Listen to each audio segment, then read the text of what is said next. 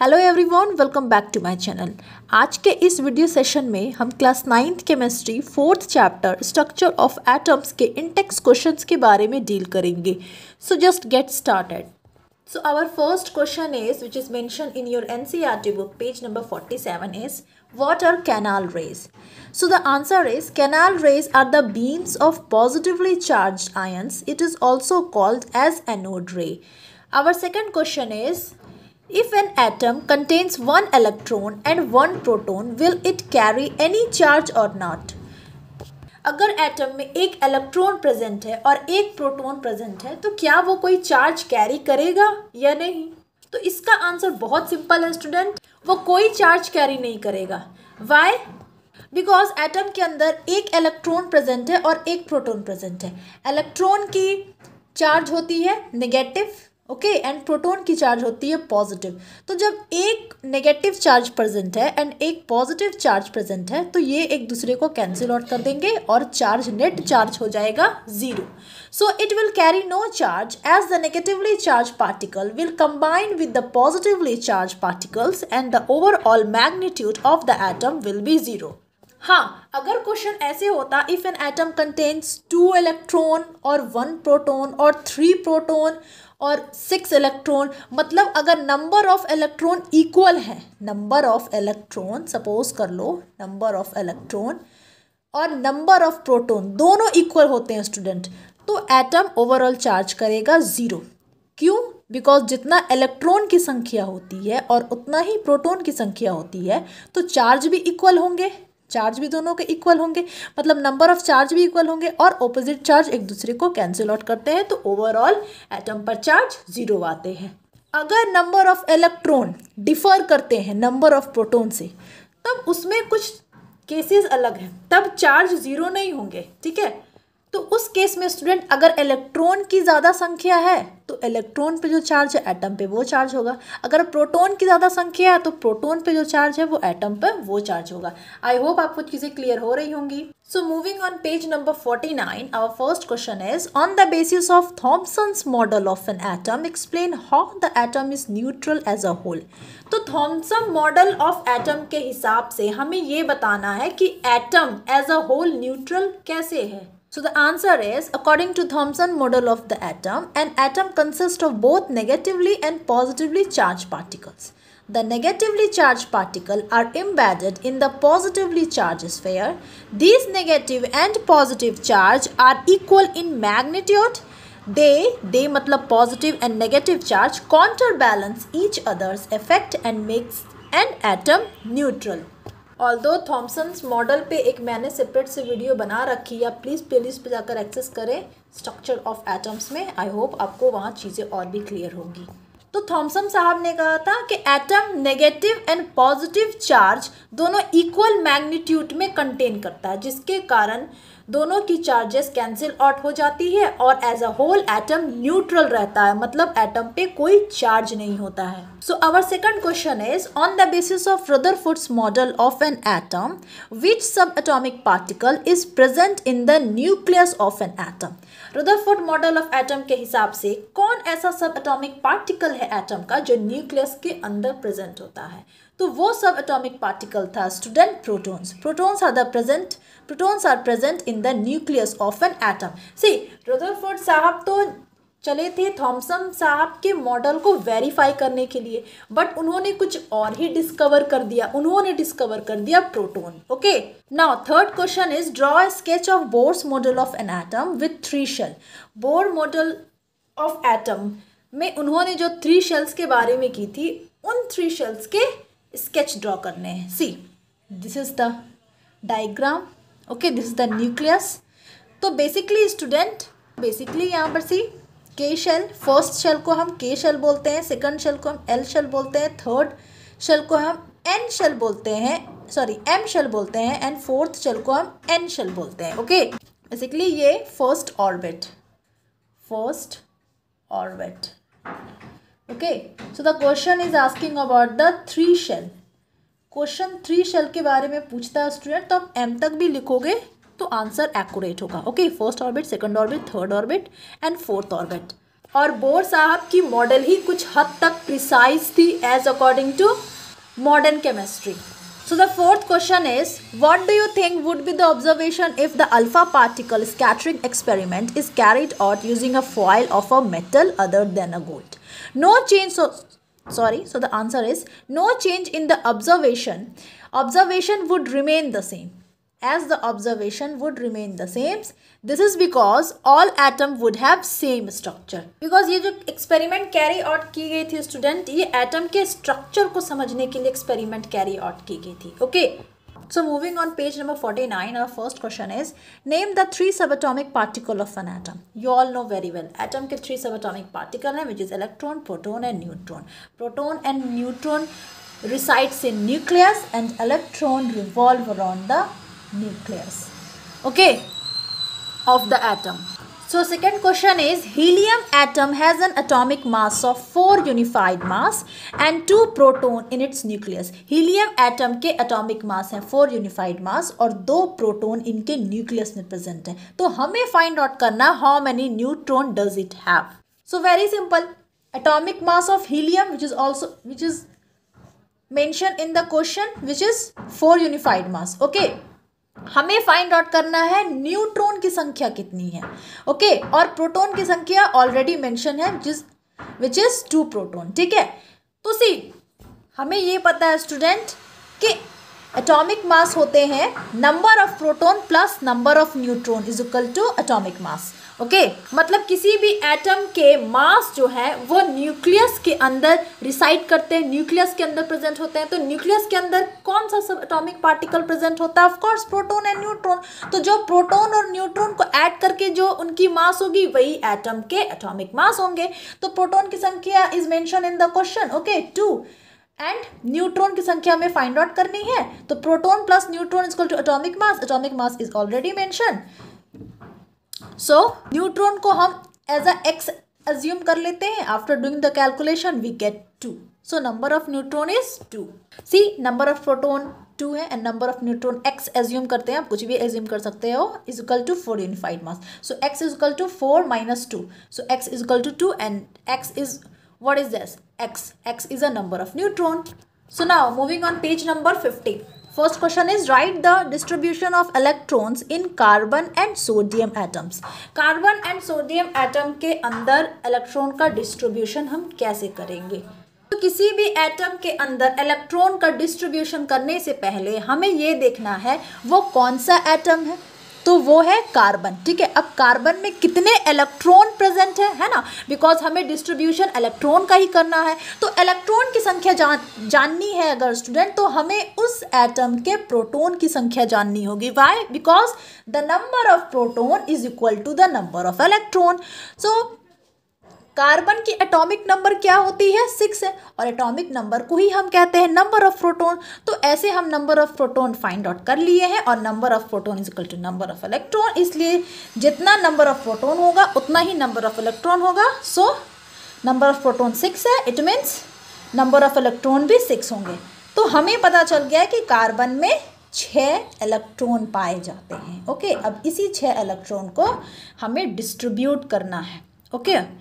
सी तो first shell में student 2 electron होंगे as according to the rule, because octet law हमें कहता है कि फर्स्ट शेल में मैक्सिमम इलेक्ट्रॉन अकोमोडेट कर सकते हैं वो होते हैं 2 ही इलेक्ट्रॉन मैक्सिमम फर्स्ट शेल में अकोमोडेट कर सकते हैं. Okay.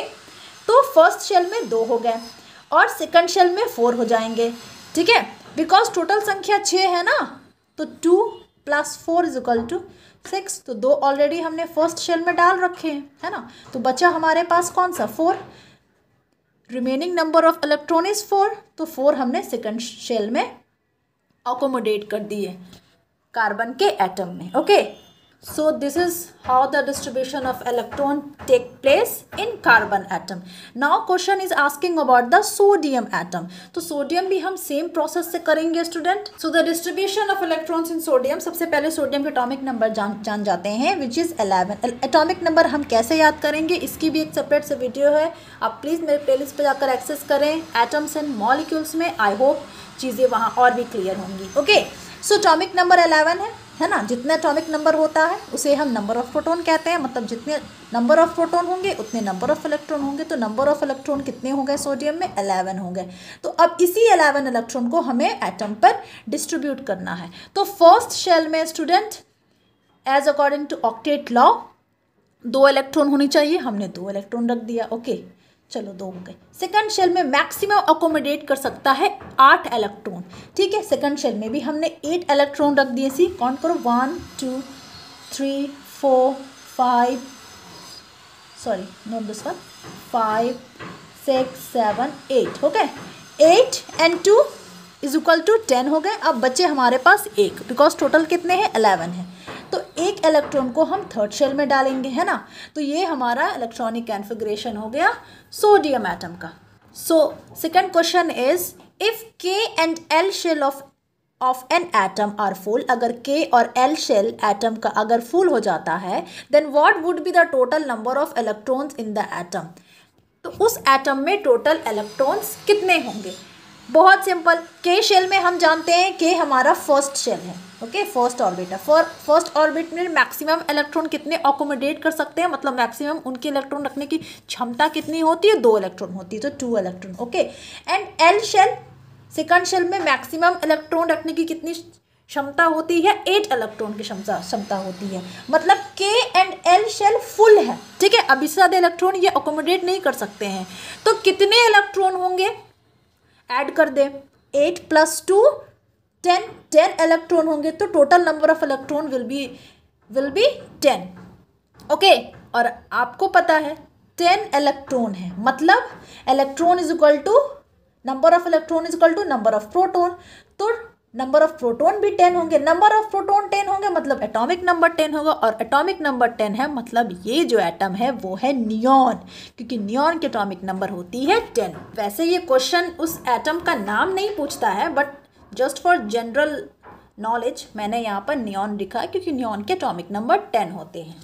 So moving on page number 52, our first question is How will you find the valency of chlorine, sulfur and magnesium? Chlorine, sulphur and magnesium atom के valency को कैसे find out करते हैं? सो किसी भी एटम के वैलेंसी को find out करने के लिए स्टूडेंट सबसे पहले हमें ये जानना ज़रूरी है उस एटम में कितने इलेक्ट्रॉन प्रेजेंट हैं, कितने नंबर ऑफ इलेक्ट्रॉन प्रेजेंट है, और नंबर ऑफ इलेक्ट्रॉन प्रेजेंट कितने हैं ये जानने के लिए हमें ये पता करना होगा उस एटम में कितने नंबर ऑफ प्रोटॉन है, बिकॉज जितने नंबर ऑफ प्रोटॉन होंगे उतने नंबर ऑफ इलेक्ट्रॉन होंगे। सो क्लोरीन के एटॉमिक नंबर है 17, मतलब क्लोरीन के पास नंबर ऑफ प्रोटॉन 17 है, बिकॉज एटॉमिक नंबर हम नंबर ऑफ प्रोटॉन को ही बोलते हैं। ओके, तो नंबर ऑफ इलेक्ट्रॉन भी 17 होंगे। चलिए, हमें ये पता चल गया कि इलेक्ट्रॉन की संख्या 17 है। चलिए अब इसे डिस्ट्रीब्यूट करते हैं। ओके, सी, तो हमने इसका इलेक्ट्रॉनिक कॉन्फ़िगरेशन किया, तो फर्स्ट शेल में 2 इलेक्ट्रॉन आएंगे, मैक्सिमम 2 इलेक्ट्रॉन हमने लिख दिए। एल शेल में मतलब सेकंड ऑर्बिट में मैक्सिमम 8 इलेक्ट्रॉन अकोमोडेट करता है, as according to octet law 8 electron हमने लिख दिए। ओके, 8 + 2 कितने हो गए? 10 हो गए। अभी भी बचा हमारे पास 7 इलेक्ट्रॉन, तो 7 इलेक्ट्रॉन हम लोगों ने एम शेल पे रख दिए, बिकॉज एम शेल के भी की लार्जेस्ट नंबर ऑफ इलेक्ट्रॉन की संख्या एम शेल कितने अकोमोडेट कर सकते हैं? 8 अकोमोडेट कर सकते हैं। यहाँ पर है 7, मतलब अभी भी 1 मिसिंग है। अगर 1 इलेक्ट्रॉन इस एम शेल में हम रख देते हैं तो हमारा ये क्लोरीन एटम स्टेबल हो जाता है।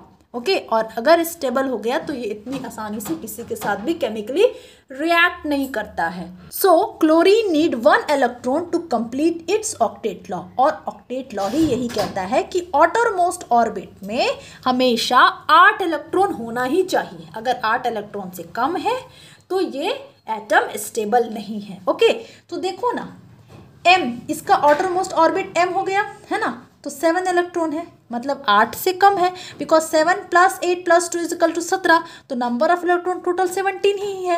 ओके, तो आउटरमोस्ट ऑर्बिट में 7 है, मतलब अगर 1 इलेक्ट्रॉन और हम किसी दूसरे एटम से क्लोरीन को दे देते हैं तो क्लोरीन पे आउटरमोस्ट ऑर्बिट में 8 इलेक्ट्रॉन हो जाएगा और ये स्टेबल हो जाएगा। तो क्लोरीन क्या करेगा?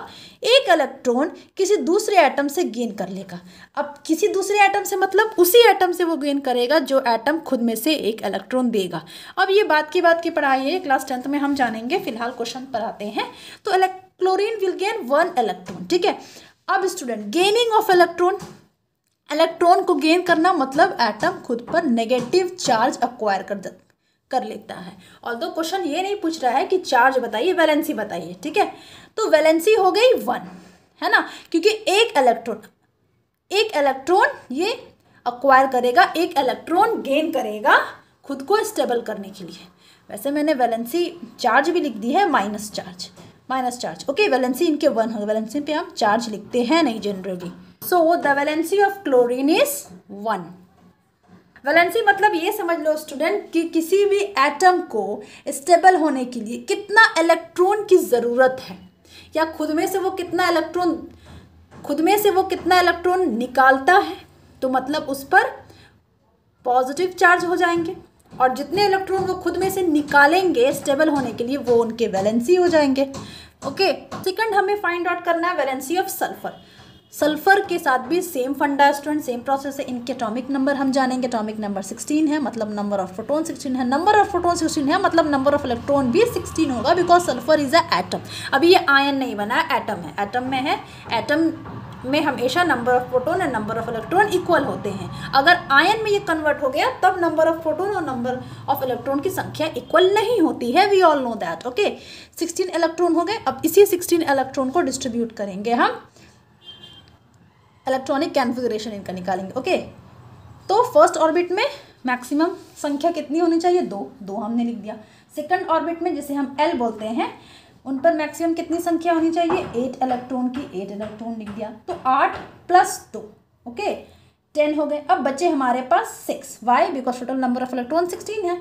तो एम शेल में हमने 6 रख दिया। अब जरा ध्यान से देखो, एम शेल पर 6 है, मतलब थर्ड ऑर्बिट में 6 है। अब इन्हें ऑक्टेट लॉ को कंप्लीट करने के लिए, ऑक्टेट लॉ कहता है कि ऑटरमोस्ट ऑर्बिट, इसका ऑटरमोस्ट ऑर्बिट एम हो गया, एल नहीं है। ऑटरमोस्ट मतलब बाहरी ऑर्बिट, इनका एम हो गया, ठीक है। बाहरी ऑर्बिट में इनके पास 6 इलेक्ट्रॉन है, मतलब 2 इलेक्ट्रॉन की और रिक्वायरमेंट है, तभी जाकर के सल्फर एटम स्टेबल होंगे, ओके।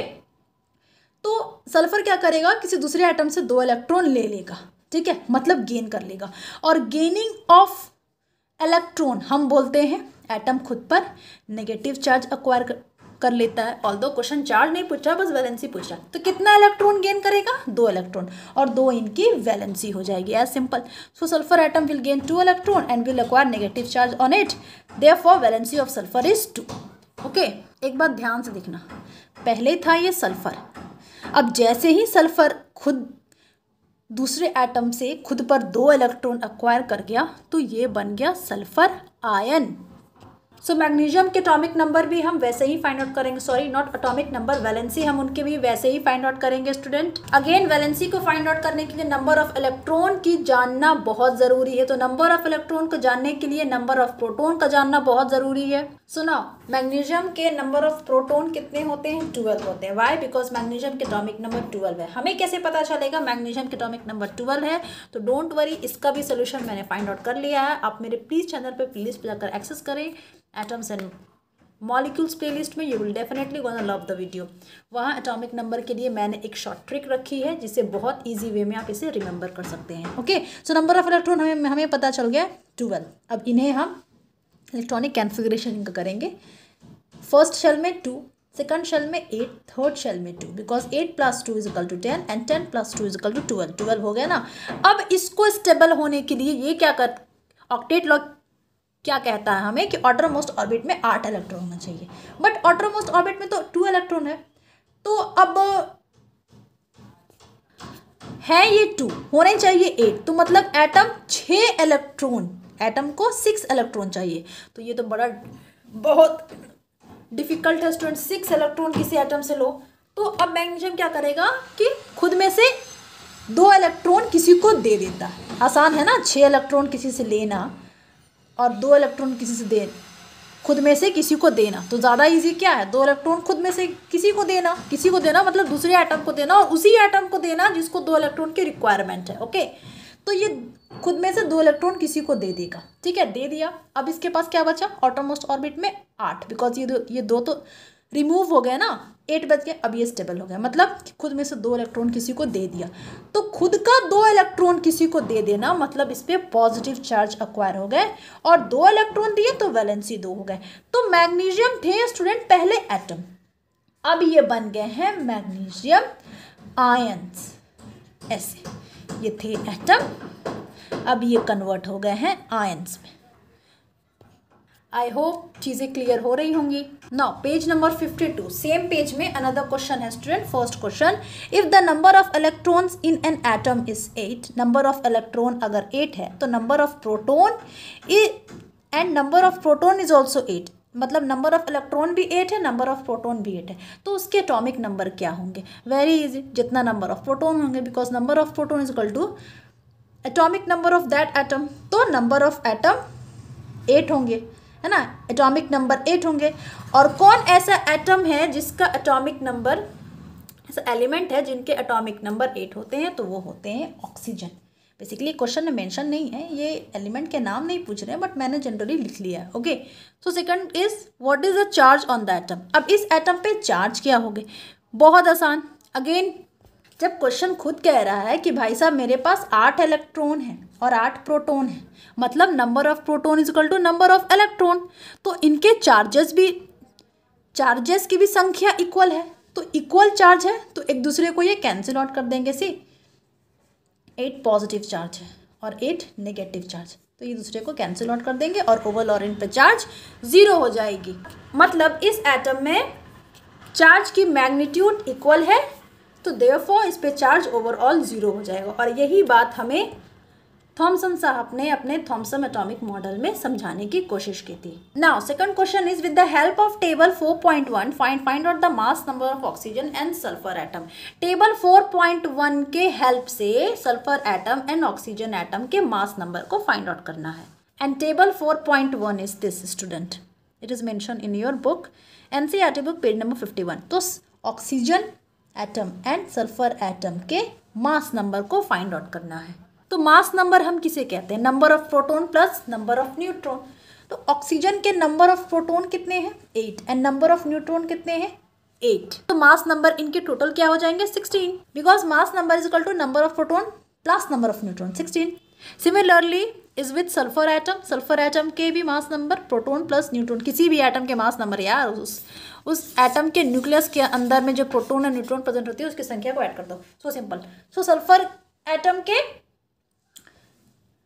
नंबर ऑफ प्रोटॉन 16 है, as you can see here 16 है ना, एंड न्यूट्रॉन की भी संख्या 16 है। अगर क्वेश्चन में number of proton and neutron की संख्या नहीं भी मेंशन है ना, तो बहुत इजी वे में आप फाइंड आउट कर सकते हैं। How?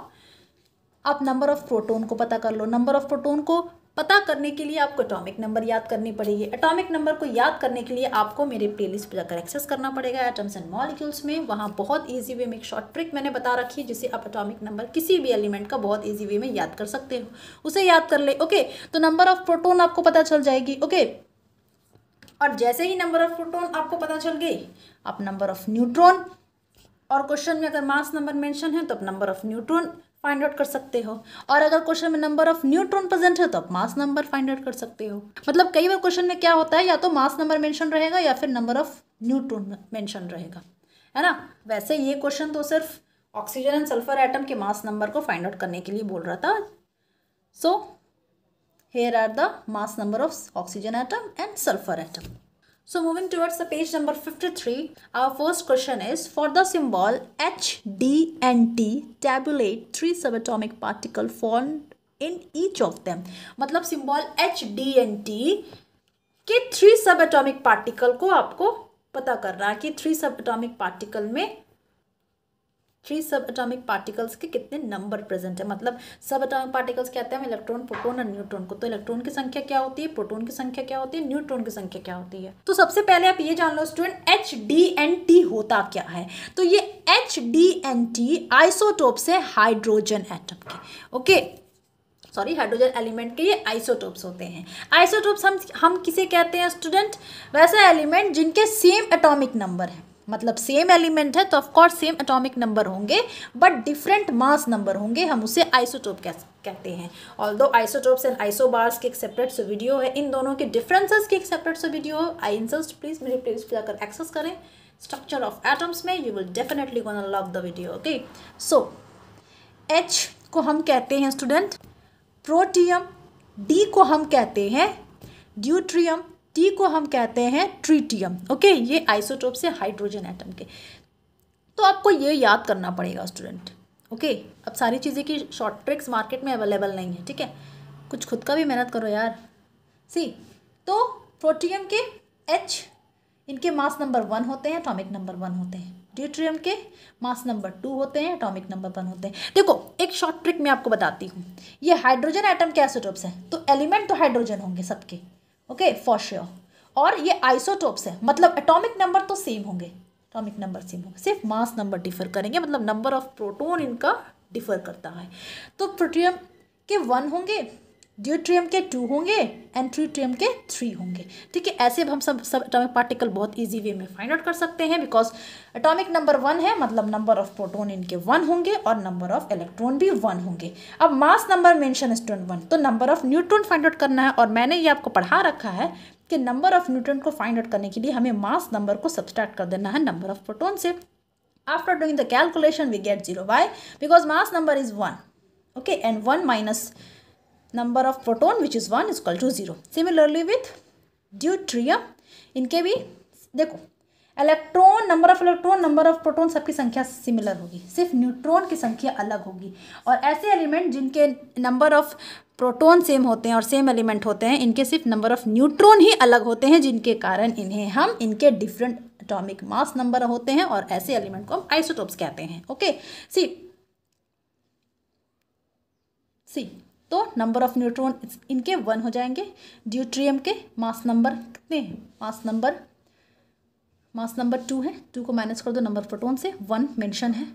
Okay, 1 similarly is with deuterium. Okay, now the second and last question is, student, write the electronic configuration of any one pair of isotopes and isobars. Isotopes and isobars के एक pair के electronic configuration आपको find out करना है, आपको लिखना है. तो सबसे पहले ये जान लो आइसोटोप्स कहते हैं किसको हैं. सी, एटम ऑफ सेम एलिमेंट है और इनका सेम एटॉमिक नंबर है, मतलब इनके पास सेम नंबर ऑफ प्रोटॉन है, बट डिफरेंट मास नंबर है, मतलब इनके नंबर ऑफ न्यूट्रॉन वेरी करते हैं. ओके, तो इलेक्ट्रॉनिक कॉन्फ़िगरेशन ऑफ हम कार्बन के आइसोटोप्स लिखते हैं. ओके, C12 6 एंड एक 6C14 6 है. ओके, सी बेसिकली हम इसे ऐसे बोलते हैं C12 isotopes and C14 isotopes. Okay, सी तो इलेक्ट्रॉनिक कॉन्फ़िगरेशन है ना, मतलब इनके इलेक्ट्रॉन को फाइंड आउट करना है, क्योंकि इलेक्ट्रॉन को ही तो डिस्ट्रीब्यूट करते हैं एटम के अंदर, और उसी को हम कहते हैं इलेक्ट्रॉनिक कॉन्फ़िगरेशन. तो नंबर ऑफ इलेक्ट्रॉन की संख्या क्या है? 6, बिकॉज एटॉमिक नंबर 6 है, और एटॉमिक नंबर को हम कहते हैं क्या? Number of proton. ओके, तो के कितने हो गए? सॉरी, इलेक्ट्रॉन कितने हैं? 6 है. 6 को रखना हमें यार. तो फर्स्ट ऑर्बिट में कितने अकोमोडेट करेंगे? 2.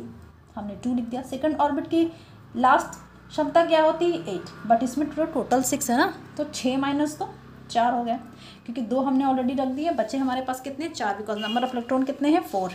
ओके, और ये आपका इलेक्ट्रॉनिक कॉन्फ़िगरेशन. आप ऐसे भी लिख सकते हो या फिर ऐसे ड्रॉ भी कर सकते हो. Okay, both are same. Similarly is with this sorry isotopes 14 C14. ओके, आइसोटोप्स ऑफ कार्बन C14, इनके भी सिमिलर होंगे. ओके, अरे दोनों के सिमिलर होंगे यार, बिकॉज आइसोटोप्स है ना. आइसोटोप्स में क्या होते हैं? प्रोटॉन की संख्या सेम है, प्रोटॉन की संख्या सेम है तो इलेक्ट्रॉन की संख्या सेम है, और हमें इलेक्ट्रॉन ही तो लिखना है ना, तो दोनों का इलेक्ट्रॉनिक कॉन्फ़िगरेशन सेम होगा. बट ऑल्दो यहाँ पे मैंने नंबर ऑफ न्यूट्रॉन की संख्या निकाल दी है, बट क्वेश्चन ये पूछता है नहीं, पूछ नहीं रहा है.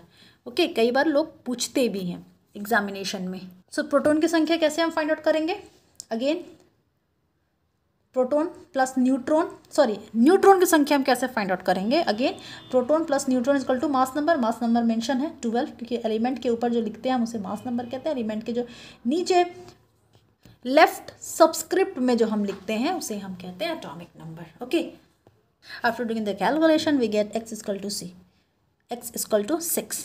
ओके, बट क्वेश्चन ये पोर्शन पूछ नहीं रहा. ओके, बट फिर भी मैंने मेंशन कर दिया है. तो अब बात आती है भाई साहब, right the electronic configuration of any one pair of isotopes हमने कंप्लीट कर दिए। अब बात आती है आइसोबार्स की। आइसोबार्स किसे कहते हैं? Atoms of different element with different atomic number but same mass number. मतलब वैसे एलिमेंट जिनके डिफरेंट एलिमेंट है, ये डिफरेंट एलिमेंट है तो ऑफकोर्स डिफरेंट एटॉमिक नंबर होंगे, लेकिन इनके मास नंबर सेम होंगे।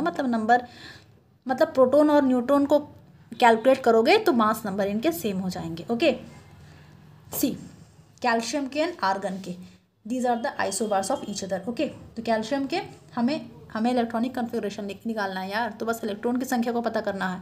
तो ये एटॉमिक नंबर को मेंशन करता है। ओके, सो 20 है। KLMN 2882, ऑटरमोस्ट ऑर्बिट में हमेशा 8 इलेक्ट्रॉन होना चाहिए, तो ऑटरमोस्ट ऑर्बिट में यहाँ पर 2 हो गया, because 8 + 8 + 2 equal and +2 equal to 20 है ना। तो फर्स्ट ऑर्बिट में 2 जाएगा, सेकंड ऑर्बिट में 8 जाएगा, थर्ड ऑर्बिट में भी 8 जाएगा और फोर्थ ऑर्बिट में 2 जाएगा, बिकॉज इनको काउंट करने के बाद हमें बचता है बस 2 इलेक्ट्रॉन। सॉरी, थोड़ा फास्ट हो रही है because the video is getting lengthy and you won't watch full. Please don't do that, watch it full. Okay, come on यार, इतना मेहनत करोगे, आपका भी तो फोर्स बनता है ना। ओके, तो ये इलेक्ट्रॉनिक कॉन्फ़िगरेशन आप ऐसे भी लिख सकते हो या ऐसे भी इसे दिखा सकते हो। फर्स्ट ऑर्बिट में 2 इलेक्ट्रॉन, सेकंड ऑर्बिट में 8 इलेक्ट्रॉन, थर्ड ऑर्बिट में 8 इलेक्ट्रॉन, फोर्थ ऑर्बिट में 2 electron. Look, similarly is with argon, इनके 18 है तो 2 + 8 10, 10 + 8 equal to 18। Okay, so I hope you enjoyed the video. Thank you for watching. God bless you all. Please subscribe my channel, like my video, share my video. Allah Hafiz.